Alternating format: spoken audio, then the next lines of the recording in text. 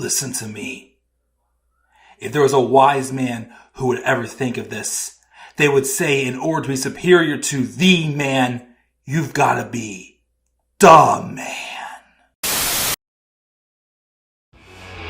For I am the man himself.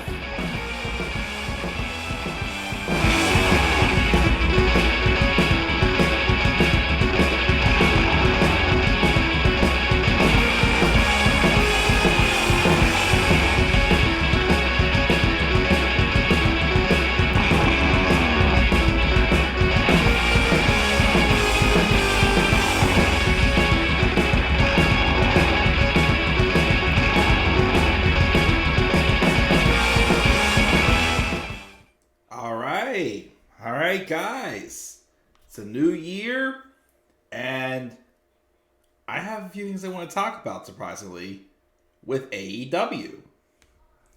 This is the Club of the Man 1993, and for the first time since August, I am somewhat, just for this week as of now, somewhat doing a review of last night's episode of AEW Dynamite. The January 3rd, 2024, get used to that still, edition of Dynamite. The World's End Fallout show. And it took place in Newark, New Jersey. Now, for those of you who remember, I backed off big time on AEW videos.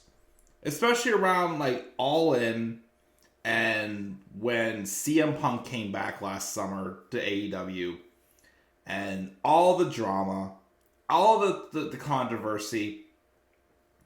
I got sick and tired again of talking about AEW and just the opinions. And we're all allowed to have our own opinions. I'll put that out there. But again, I just felt like AEW was just a toxic topic. And again, I was getting burned out. Well, again, between me being busy and, other things, I just felt like I was getting very burned out. And I was looking for kind of something to take off my plate. And even though I was on the fence about WWE because Vince McMahon was lurking around and the shows were already going back to being mediocre, but of course they've improved, still not phenomenal all the time, but solid to good. AEW, of course, took its dip in quality. I just felt like that, again, like the topic I felt that was having a lot of like toxicity is AEW. And it's sad because you could go back to maybe like a year or two prior, and I was saying AEW was the place to be, it felt like.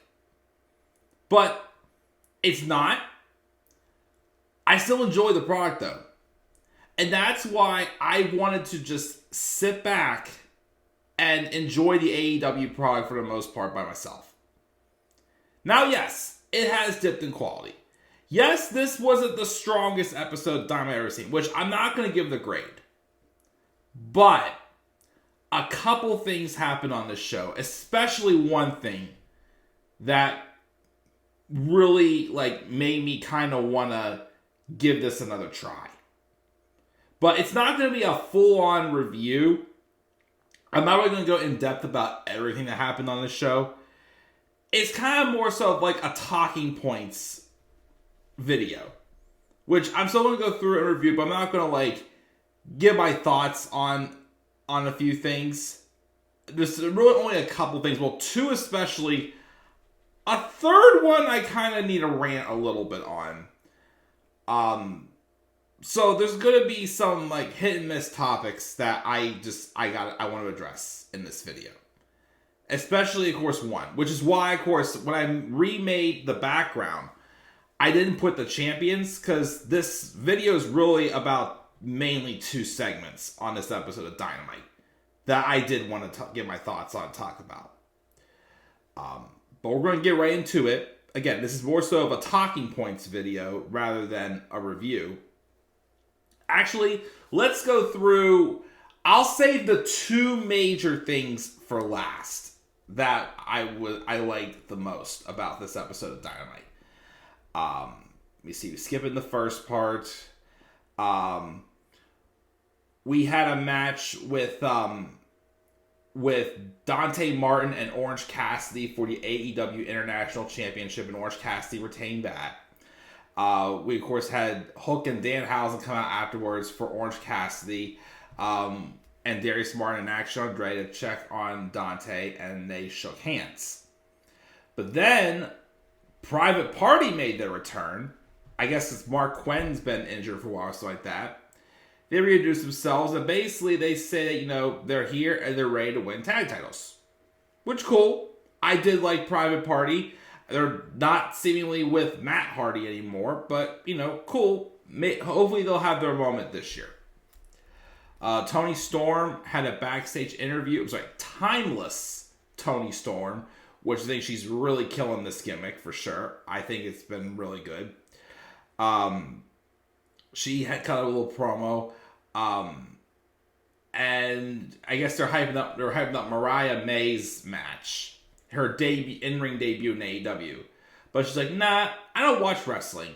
She might as well pay her dues by wrestling in New Jersey. It would, of course, upset Mariah May, because they're basically doing this thing where Mariah May is kind of like the big fangirl of Toni Storm, whatnot. Kind of like a little bit like a Trish and Mickey thing. We'll see, of course, where it goes. We'll talk about... We're going to save the Mariah May thing for later. Okay, I'll get the rant out of the way for one of the major things I want to talk about. So, we have Christian Cage's, State of the Union address, basically, for the year. And basically how he thinks that he's done with Adam Copeland, but obviously he's not. And he's thanking certain people in the group. And he teases thanking Luchasaurus, or as he's calling him now, Killswitch. And he doesn't. It was basically a thing to kind of continue to set forward the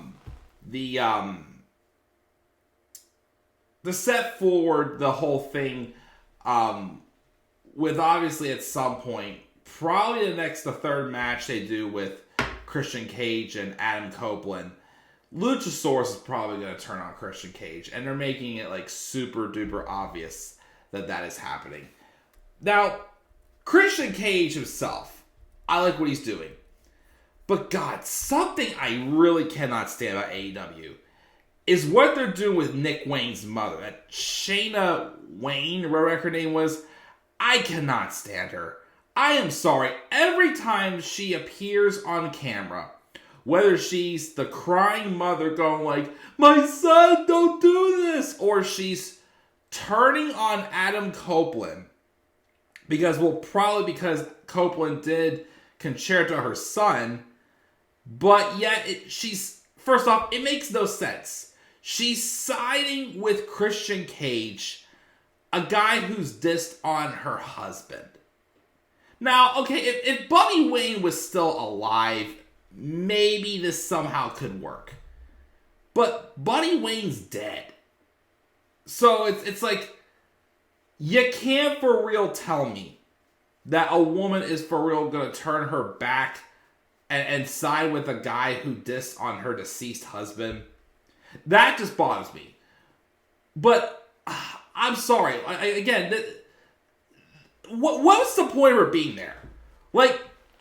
I feel with this part of the story, with his mother getting involved, it really feels as gagging as Aaliyah Mysterio getting involved in the storyline with Rey Mysterio and Seth Rollins. It's very cringeworthy.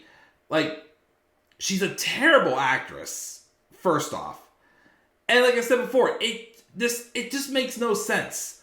Why would someone with a legitimate dead spouse side with someone who's dissed on him, and basically the husband's gonna get no comeuppance, unfortunately. is she just there just so Beth Phoenix has someone to beat up if she ever would come into AEW? No, I would rather have Beth Phoenix feud with someone who actually is a wrestler in AEW. Thank you very much. But it's so freaking cringe. And it's definitely one of my least favorite things in wrestling right now. Is whatever the heck's going on with Shayna Wayne. My friend actually told me that he heard apparently that Nick Wayne has a friend from high school who wants to get involved with wrestling. Honestly, even if this friend is green, I would have much rather had them get involved in the storyline and have basically like, you know, the friend be the one trying to get Nick Wayne not turn to the dark side, but then he goes with him basically. I'd rather have that. I think that would make much more sense than his own mother, who again isn't even a wrestler or hasn't even scratched the surface of the wrestling industry, well, as far as I know of. But yeah, that stuff is super duper cringe, and I really don't like it. But again, Christian Cage, he's still doing freaking awesome with what he's doing. We also had this very strange segment where Renee Paquette was interviewing the Outcasts, which are now Saraya, Ruby Soho, and apparently Harley Cameron. Now, first, there's a love story going on with, I think, Ruby Soho and Matt Menard, Daddy Magic, whatever they're calling him. But Ruby first is admitting that she thought another crazy blonde was a bad idea, but so far, Harley's working out. And Harley says she'd do anything for the Outcasts, like anything. But then Saraya like kind of rushes her off and tells her to keep it cool. And apparently it was caught when that was happening. Saraya and Harley were holding hands.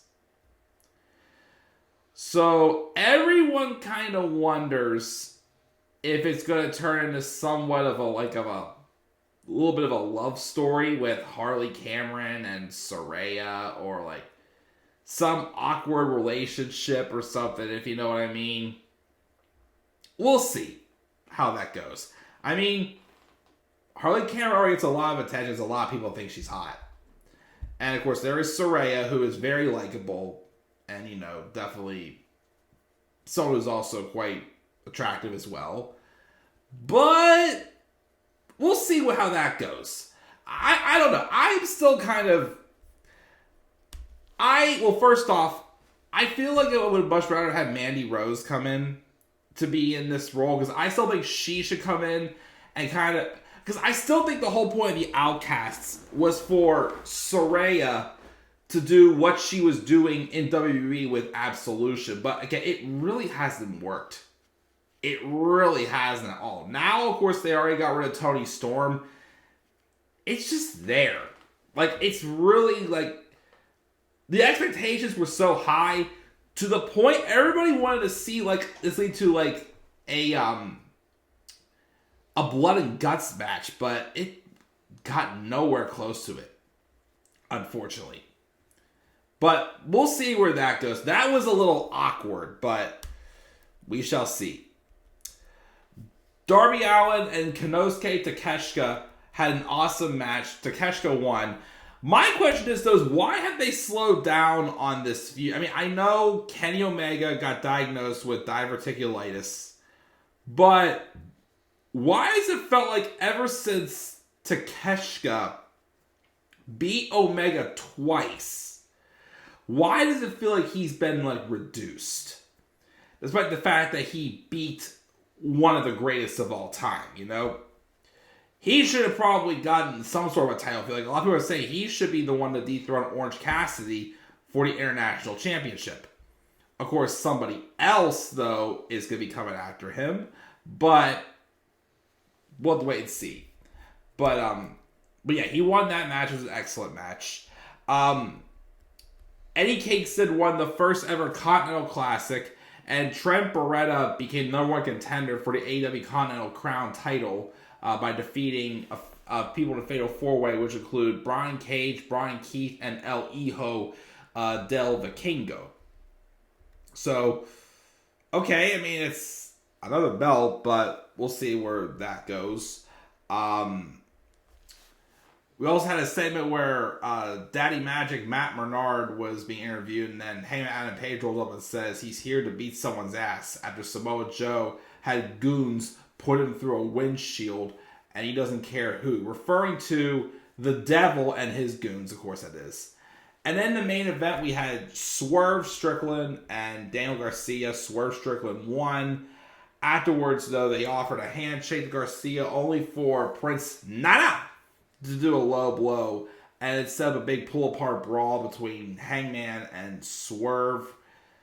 I don't know why they're going to do a third match, because then you'll probably want to see Hangman beat him to get his comeuppance, but can that wait, though, until Swerve gets the title? I would love... This is the year Swerve gets a world title. They're already teasing him facing Samoa Joe at some point, who is the new AEW world champion, which very well deserved for sure. But yeah, if they want to do Hangman and Swerve again, I would say wait until Swerve gets the title. I don't know. I just feel weird like having him win 2 matches just to lose another match and then maybe get a little lost in the shuffle for the world title picture. I don't know. But those were a few brief things that happened. The 2 main things that I really want to talk about from this show is, first off, the opening segment with Adam Cole explaining his actions and him being behind the Devil. So first, they played Adam Cole's usual music, but then it changed to something darker and a new song, and the Tron read Undisputed. So this stable that Adam Cole's created as the Devil, which, that was the storyline for most of the fall after Allin, was who was the Devil. Adam Cole, though, of course, suffered an ankle injury. He's still probably going to be out for a bit.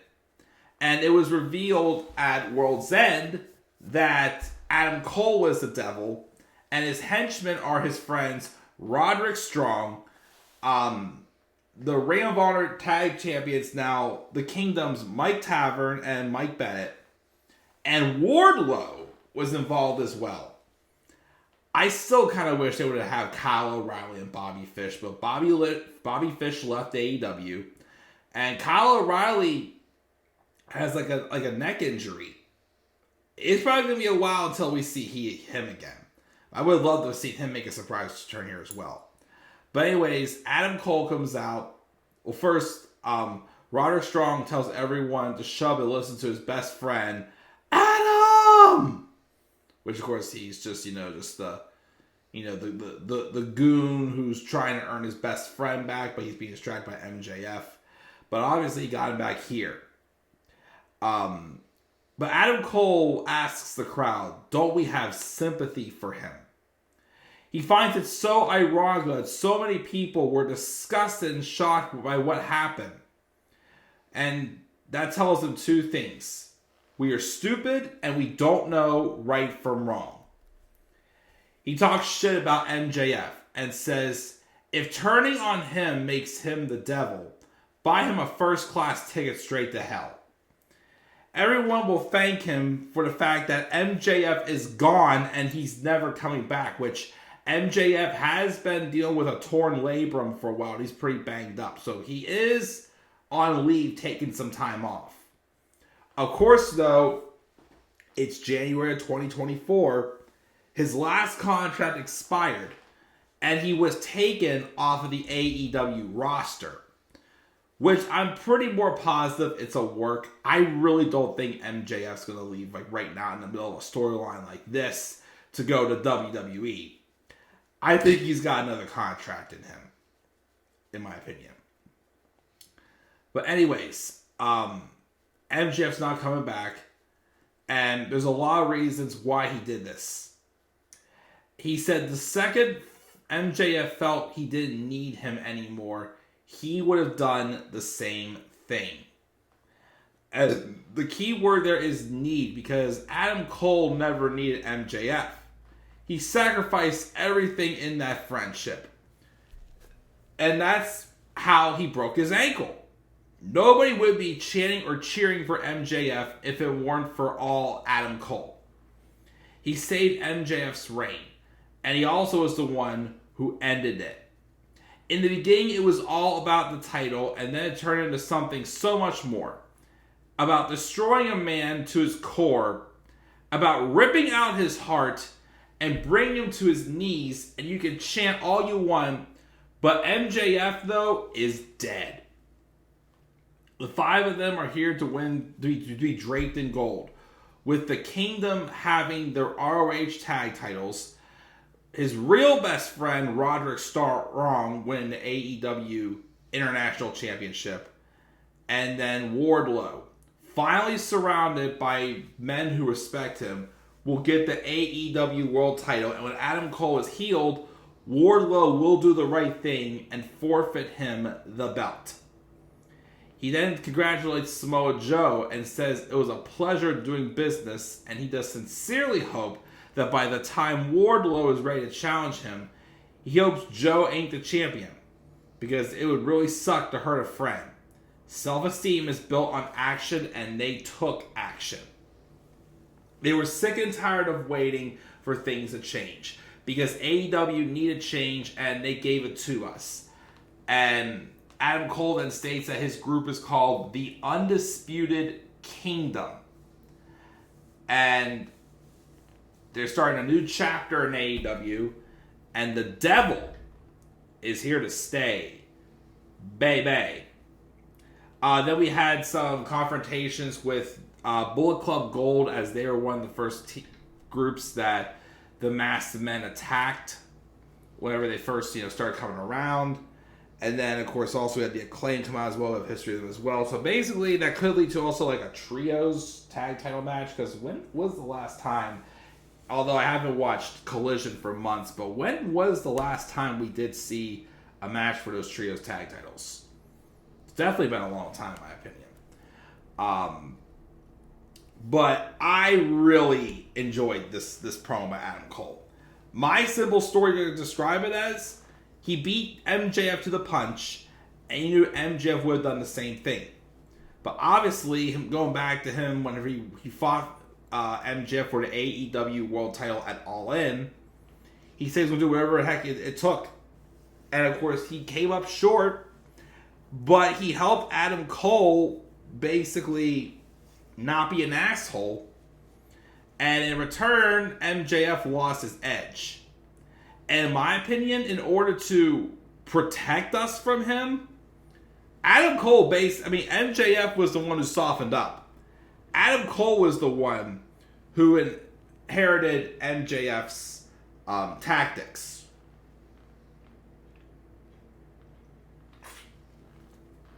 So I do like, though, this idea for a stable with the Undisputed Kingdom. Now, the only thing I will say, though, is I just wish... Has anyone else besides me kind of soured on Roderick Strong as a heel?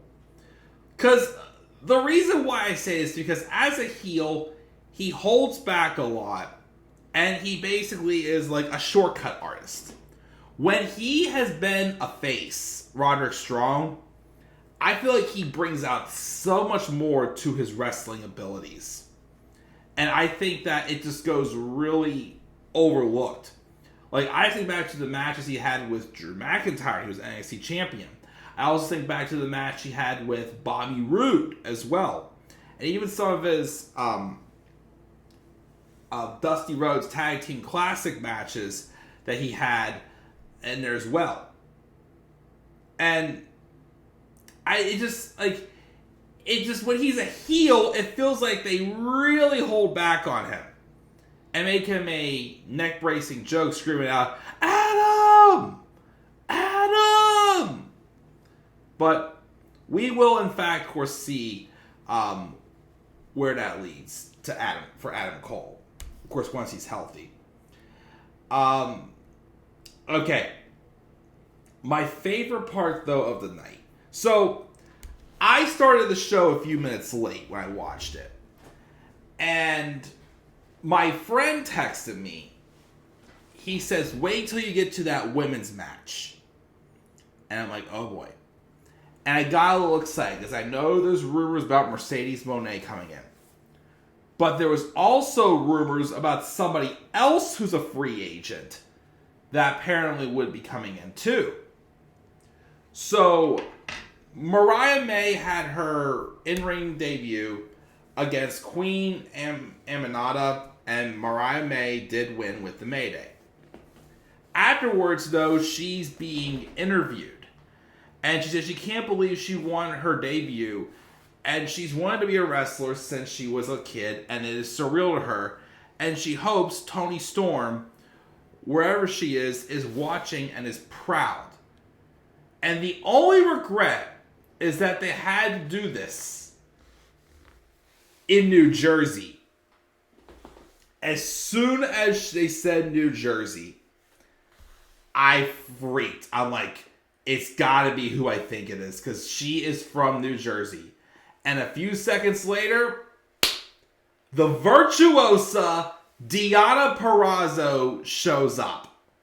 This is the second time where she's appeared on Dynamite. The only time she's ever appeared on Dynamite was last year, I think it was, when she dropped or the year before, when she dropped, I think it was the Ring of Honor Women's World title. She dropped that to Mercedes Martinez in the main event of the episode of Dynamite. Which I remember it was a solid match, but a lot of people didn't really know who Deonna Purrazzo was at the time also. But I sure do. But as soon as they said New Jersey, I'm like, it's gotta be Deonna. Because Deonna's from New Jersey. But she came out and says, Renee, I don't know if you know this, but I'm from New Jersey. And if Toni Storm don't want to be here, neither do we want her to be here either. And she tells Mariah May, give Toni a message. It doesn't matter where she runs or hides, she'll find her because she is all elite and we're in the age of the Virtuosa. Mariah May basically talks some smack saying, I ain't no messenger and you'll tell it to herself. And then she slaps Deonna across the face and Deonna smacks her to the floor and gives her a big boot and kicks her out of the ring. For those of you who know me very well, you know how much of a fan and how much I love Deonna Purrazzo. Like, okay, like most of you have heard the story about, I had a friend, my friend Joe, Penta L. Miller, who for my birthday one year when I was feeling a little lonely and a little down, he bought these autographed photos from Deonna because he knew she was one of my favorite wrestlers. And again, she's definitely always been one of my biggest fan crushes also. I absolutely adored her when I first saw her in the Mae Young Classic. But again, first off, I'm a married man, which my wife does not mind me having celebrity crushes. Deonna's married also to Steve Macklin. And plus also, even though I have these celebrity crushes, I know even if I wasn't married, I would have absolutely no shot at anybody. But aside from that, as a guy who's only been watching wrestling for 10 years, and again, I don't want to take this away from Saraya or AJ Lee or Charlotte, Becky, Sasha, Bayley, and all of them, ones who do know how to tell stories. When I first saw Deonna Purrazzo wrestle in the Mae Young Classic, it was one of the first times I ever saw a more unique wrestling style. Besides a normal women's wrestler. Well, there's divas, cat fights, and then there's actual women's wrestling. And I may not have really noticed it until I first saw Deonna wrestle, but I noticed how she's basically a technical machine. She's a technical wrestler. She is a female version of Dee Malenko. She's a submission specialist. And, it didn't really hit me that there are women out there that have different styles of wrestling until I first saw Deonna wrestle. Which is why, again, besides the fact that, what I admitted before, why, as a talent, she really stood out to me. And I was very, very disappointed whenever the WWE released her during like that Black Wednesday releases in 2020. She went to Impact, as we all know, which is where I feel like she really put a stamp on her name, being like a 3-time Knockouts champion, 1 or 2-time tag team champion, I believe it was. Like, she was pretty much for the past 3 or 4 years the face of that women's division in Impact Wrestling. And her contract recently expired, and she was definitely exploring other options. And honestly, AEW was the better fit for her. And again, first I gotta say is, well, the reason why I'd say AEW is a better fit for her than WWE, and this is another thing that really stood out to me about Deonna, why I'm a big fan of hers. She has always been the virtuosa. That's something I learned this from an interview she did after she got released in 2020 and she had an interview with Chris Van Vliet. She came up with the virtuosa. And the fact that, like, it's a character that she created, that she believes in, is something that stands out to me. Because there's a lot of wrestlers who, they will, adjust themselves or do character changes.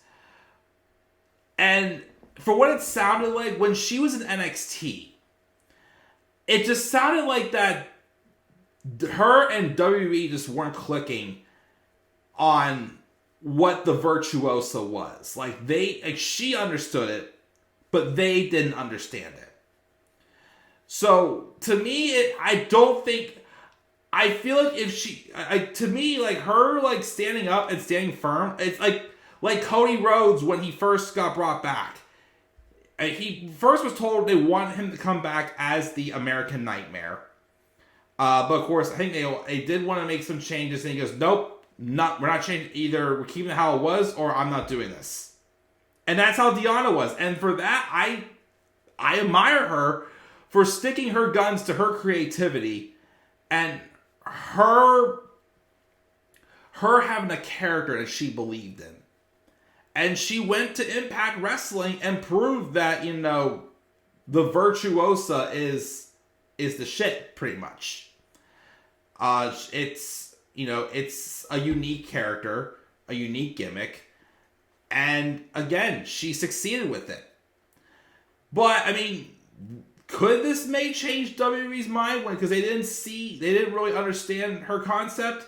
Maybe, but I still think AEW was the better choice for her. Look at that women's division. Again, you can do her and Toni Storm, which I know some people are a little bit like startled by the fact that they're kind of rushing her to the main event scene, yet there's rumors of Mercedes Moné coming in, which I'm sure people view Mercedes as a bigger star, which I kind of do agree. But Deonna is like the next one, another immediately like a main event star for that women's division. But you got her and Toni Storm, which if they do that match, of course, too, that'll be awesome. They had a match in NXT UK that was awesome. Her and Thunder Rosa, her and Serena Deeb, because Serena Deeb's supposed to be coming back soon. That would be freaking awesome. If they bring Mercedes, definitely. I'm sure you gotta do her and Britt Baker, who is one of her real life best friends as well. Her and Willow Nightingale would be pretty good. Her and Jamie Hayter. I love to see her and Saraya lock horns. Her and Hikaru Shida. So many dream matches I could see with Deonna Purrazzo.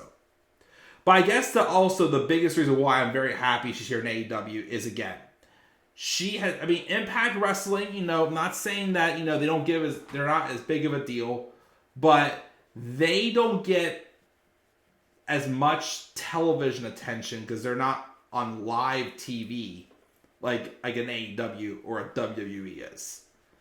And Deonna has not yet had that chance to shine on live TV. And now she's getting her chance right here.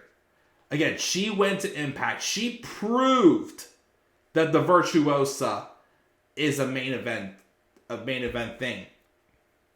And again, the fact that I get more opportunities to see her wrestle, again, one of my favorite women's wrestlers, and definitely one of my favorite wrestlers of all time for sure, is finally getting her chance. And she's worked so hard for it. And I could not be any more happier for her. Again, she's just a great human being, great talent in the ring, very unique. I'm very excited that she's here. And I'm sure she will excel in AEW for sure. And she probably within the next year or so probably will be champion. Which for sure she deserves. But we'll have to wait and see. And that's honestly the main reason why I wanted to make this video is because of Deonna's debut. Again, I'm so happy for her. And I'm glad she's finally getting this chance to showcase herself on live TV. And I'm hoping it really works out for her this time. And that's basically all it, guys. Well, I talked a lot more than I thought I would in this video. But it was mainly a talking point video. Again, I mainly wanted to talk about Adam Cole's first promo as the Devil, the debut of the Undisputed Kingdom. And of course, mainly wanted to talk about the AEW debut of Deonna Purrazzo as well. Which, again, like I said, made me super duper happy for sure. And with that being said, guys, it's going to do it. Again, don't expect these to come back consistently. But like I said, with those couple little talking points, it kind of gave me an itch to at least give it a try this week.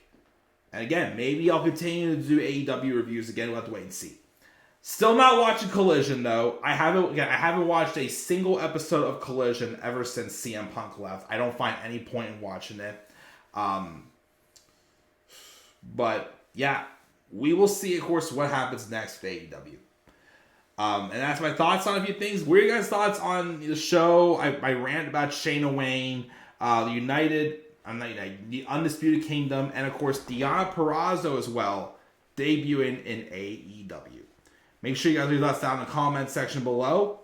And be sure also, as always, to slap a like on the video and subscribe for more content on my channel. Follow me on Twitter as well at the Club of the Man 93. And you may also follow me on TikTok and Instagram at the Club of the Man 1993. And until then, guys, I'm checking out. I'll catch you guys all later. And do not forget, in order to be superior to the man, you've got to be the man. And for I am the man himself. And that is not just an opinion. That is a fact of life. Yeah! Now, as Deonna would do when she walks in the ring, she'd go, so, and go to bed, everybody. Good night. See you guys all later. Peace out, everybody.